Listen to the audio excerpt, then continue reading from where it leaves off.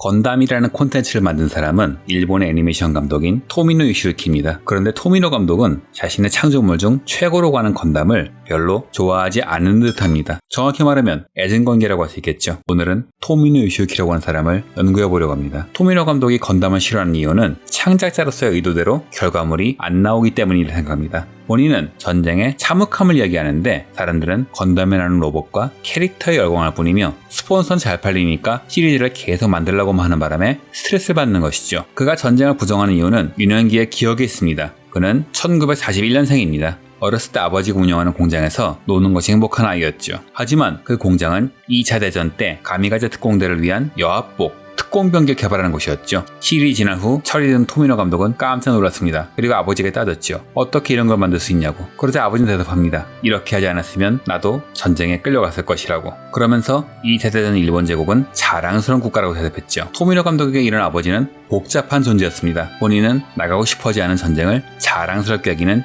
이중적인 어른. 그러나 아버지의 재능, 재력은 토미노 감독에게 고스란히 이어졌습니다. 이런 이중적인 부자관계는 이후 토미노 감독 작품에 그대로 반영됩니다. 기동전사 건담에서 주인공 아무로 레이의 아버지 템 레이는 무책임한 사람입니다. 건담을 설계할 정도로 뛰어난 기술자라서 아들에게 금전적 어려움을 겪게 하진 않지만 일에만 몰두할 뿐 아내와 아들에겐 철저히 무관심하지요. 소편인 기동전사 제타 건담에서는 주인공 카미우 비단의 아버지 플랭클린 비단이 바로 이런 사람입니다. 일에만 몰두하고 바람을 피우죠. 아들은 안중에도 없습니다. 자연스럽게 아들은 주머니 사정은 좋지만 애정결핍에 시달리죠. 이렇듯 토미노 감독이 그려낸 부모는 무책임합니다. 자신만 생각하는 사람들이죠. 그와 아버지의 관계를 그대로 그려낸 셈입니다. 원래 토미노 감독이 하려던 일은 영화였습니다. 하지만 대학 쪽으로 시점해서 영화 쪽이 대학생 채용을 중단하는 바람에 애니메이션 일을 하게 되었죠. 이때가 1964년입니다. 정력적으로 작품 활동을 하던 그는 충격적인 묘사로 전쟁을 부정하는 작품을 만들었습니다. 전쟁의 참혹한 현실을 알면 전쟁을 나쁜 것이라 생각하겠지라고 생각한 것이죠.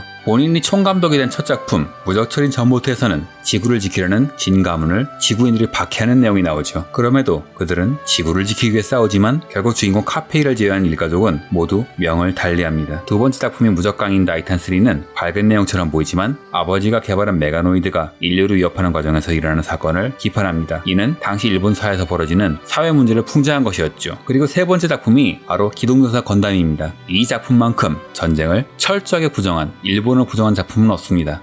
적으로 나오는 지온이 외치는 사이드 공영권은 일본 제국주의가 외치던 대동아 공영권을 나타냅니다. 즉, 이 집단은 세계대전 때 폭주하던 일본 군부의 모순을 담고 있죠. 그렇다고 아군이 연방군이 제대로 된 조직도 아닙니다. 전쟁을 위해 미소년인 아무로를 건담에 태워 전장에 내보내더니 나중엔 대놓고 구타합니다. 연방군은 이 민간인이 탄 함선을 대놓고 미끼로 세웁니다. 이는 일본이 민간인을 이길 수 없는 전쟁에 몰아넣었던 일본 제국을 그대로 묘사하는 것이죠. 적인 지원군의 클램프는 연방군의 전함에 아이들이 타고 있는 것을 보고 충격을 받습니다. 당시 기동전사 건담은 인기가 없었습니다. 원래 방향과 편수를 채우지도 못하고 조기 적용되었죠. 그래서 원래는 죽였어야 할 주인공 아무로 레이도 죽이지 못했습니다. 하지만 43화로 조기 적용된 작품은 계속해서 인기를 모았고 결국 스폰서는 소편을 만들라고 결정합니다. 속편인 기동전사 제타 건담은 더 암울한 작품입니다. 전쟁으로 인해 수많은 사람이 상처받고 죽어나가죠. 인간의 정신을 전쟁을 위해 개조하고 전장에 내모는 것도 모자라서 사람들을 상처 입히기 싫어하는 미성년자를 구타까지 해가며 전장에 내모입니다. 결국 주인공 카미우 비단은 미쳐버리죠. 이렇게 그는 건담을 끝내고 싶어 했습니다. 하지만 스폰서는 생각이 달랐습니다. 애니메이션은 물론 프라모델까지 팔리는 돈이 열린 나무였거든요. 스폰서는 기동전사 더블 제타 건담을 만들게 하고 결말까지 바꿔가면서 또 소편을 만들게 합니다. 토미노 감독은 지쳐버렸습니다. 그래서 기동전사 건담 역습의 샤아는 이유를 알 수 없는 전쟁을 벌이는 샤아를 이유를 알 수 없는 전쟁에 제대로 대응하지 못하는 연방군에 소속된 아무로가 이유를 모른 채 막는 참으로 복잡한 작품이 되어버렸죠. 건담은 토미노 감독에게 여러모로 복잡한 작품입니다. 그의 최고의 커리어지만 본인의 의도와 전혀 다르게 받아들여졌으며 그가 부정하고 싶은 광기 어린 전쟁을 스폰서의 의향에 따라 계속 만들어야 했습니다. 이후로도 그는 계속 건담을 만들어야 했으며 나중에는 우울증까지 오게 되었죠. 결국 1993년에 만들어진 기동전사 V 건담은 보는 사람마저 우울할 정도의 작품이 되어버렸고 그는 긴 휴식기를 갖습니다. 그가 건담으로 돌아오게 된 계기는 바로 1999년에 방영된 턴웨이 건담입니다. 호불호가 갈리는 디자인이긴 하지만 스토리가 좋은 작품으로 유명하죠. 토미노 감독이 이 작품의 감독을 맡은 이유는 이것이 건담 20주년 작품이었기 때문인데요. 그는 여기서 본인이 말하고 싶었던 전쟁 부정을 성공적으로 담아냈습니다. 감독 토미노 요시오키가 잡은 주제는 어두운 과거가 있더라도 이를 인정하고 헤쳐나가야 한다라는 것인데요. 이 작품에서 어두운 과거는 핵무기, 아니 그 이상 가는 병기까지 써가면서 서로를 멸망시키기 위해 있는 힘껏 싸우다가 절멸에 가까운 피해를 본 인류를 말합니다. 이후 이 진실을 알게 된 달의 민족 문레이스의 상층부는 이런 싸움의 역사를 인간들이 알면 또다시 이런 전쟁이 일어날 것이다 라고 생각을 해서 이를 흑역사라고 이름짓고 봉인해버립니다. 하지만 인간이라는 것은 어두운 역사를 알던 모르던 상관없이 어리석은 역사를 되풀이하기 마련이죠. 이 작품은 건담 시리즈 중에서도 높은 이야기 완성도가 평가받습니다만 당시엔 시청률이 안 좋았는데요. 그 이후로는 당시로서는 미래지향적인 로봇 디자인, 기존 건담과 생판 다른 분위기도 있었겠지만 가장 큰 이유는 일본의 흑역사를 정통으로 건드린 점입니다. 예를 들어 이 작품에서는 통치자 디아나 소렐의 평화 메시지를 무시하고 멋대로 전쟁을 일으키는 친위대 디아나 카운터가 나오죠. 이들은 일제시대 관동군을 묘사한 것입니다. 귀환 선발대할 리더 피라크맨은 지구의 영주를 포섭해서 가짜 통치자로 앉혀놓고 자신이 실질적인 왕이 되려고 하는데 이는 일본군이 가짜 통치자 알신기어로 푸이를 세워놓고 만주국을 세워 자신들이 통치자라고 했던 사건을 희화한 것이죠. 무엇보다 일부 통치자만 자국 역사를 알고 국민들에게 숨기는 바람에 국민들이 바보 멍청이가 된다는 것은 일본이 침략 역사를 숨기는 바람에 일본 사람들이 일본은 한국을 진심으로 도와줬다고 생각하는 경우가 많이 생기는 것을 꼬집은 겁니다. 이 작품은 하나의 사건이 전쟁으로 번져나가는 장면, 그 전쟁에 휘말린 사람의 드라마를 훌륭히 그려냈습니다. 방영 당시 시청률은 안 좋았지만 이후 입소문이 퍼지면서 최고의 명작으로 자리 잡았죠. 그가 이 전쟁을 묘사하는 화자로 택한 사람은 바로 로랑 세아크였습니다. 달에서 살던 문레이스 잉크는 여왕의 명령을 받고 지구가 살만한 땅인지 확인하기 위해 지구에 옵니다. 그리고 지구는 정말 아름다운 자연, 따뜻한 사람들이 사는 좋은 곳이었죠. 이에 여왕이 지구에 살기 위해 내려옵니다. 하지만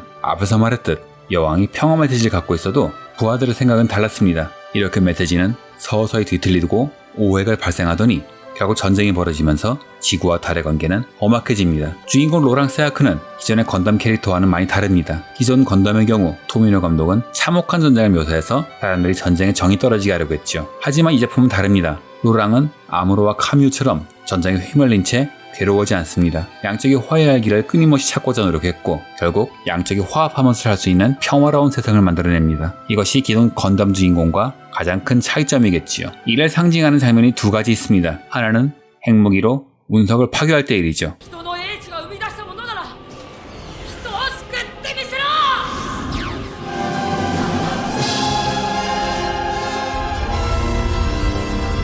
사람을 죽이기 위한 무기가 아닌 사람을 살리기 위한 병기로서 턴웨이를 상징하는 말입니다. 또 하나는 이 턴웨이와 로랑입니다. 턴웨이는 건담 역사상 최강의 건담입니다. 제대로 활용하면 혼자서 지구 문명을 완전히 잿더미로 만들 수도 있지요. 하지만 로랑은 이기체로 사람을 죽이지 않습니다. 유폭으로 죽은 사람이 있지만 한 자리 수이며 그는 항상 사람들을 살리는 방향으로 싸움을 정리합니다.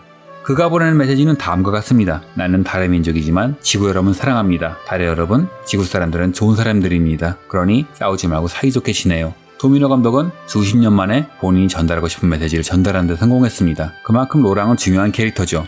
그래서 이 작품은 연기자 배정에도 세심한 주의를 기울였습니다. 주인공 로랑 세아크의 성우는 박노미 씨인데요. 이름에서 아실 수 있겠지만 이분 제이오포입니다. 원래는 단역 연극 배우 출신인 사람인데요. 잘 안 풀리던 이 사람을 토미노 요시오키 감독이 발탁해서 애니메이션 성우가 되었고 두 번째 작품인 턴웨이 건담에서 주인공 역을 맡아 자신의 실력을 널리 알리게 됩니다. 다만 당시에는 제이오포 출신이라서 많은 반대의 목소리가 있었죠. 이게 그녀가 제대로 된 무대에 올라가지 못했던 이유입니다. 하지만 토미노 감독은 제이오포가 뭐가 문제냐? 면서 이런 불만을 묵살했습니다. 하지만 일본의 미디어는 집요하기로 유명하죠. 우익자본이 들어간 미디어는 이를 끈질기게 물고 늘어졌고 결국 감독이 작정한 듯 한마디 합니다. 약간 의역을 해보자면 그녀는 제일이라는 압박을 여린 신경으로 겨우 버티며 살고 있습니다. 일본인은 이제 제일교포를 멸시하는 걸 그만둬야 한다고 생각합니다. 일본 사람들은 차별을 아무렇지도 않게 하는데 배용진이 좋다면 박노미도 사랑해야 합니다. 라고 말이죠. 주인공 로랑 세아크와 박노미 씨는 처지가 비슷합니다. 아마 이런 의도로 그녀를 성우로 뽑은 게 아닌가 싶습니다.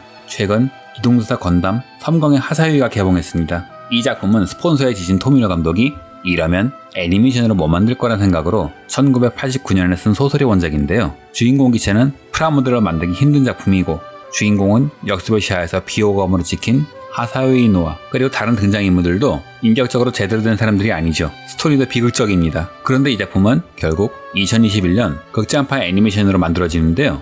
이게 엄청난 흥행 성적을 거둡니다. 애니메이션으로 못 만들도록 진입장벽이 높은 스토리를 썼는데 영화적 연출이 워낙 뛰어난 데다가 작품이 담고 있는 시대상이 오늘날의 그것을 그대로 담고 있어서 공감하는 것이 많은 듯합니다. 그런데 이게 1989년에 쓴 소설인데 30년이 지난 지금 세계 정세가 그의 소설대로 돌아가고 있다니 정말 그의 선고안에는 혀를 내두르게 됩니다. 한 가지 확실한 것은 그는 80세가 넘은 고령임에도 불구하고 꾸준히 작품 활동을 하고 있으며 앞으로도 전쟁의 어리석음을 계속 그려낼 것이라는 점입니다.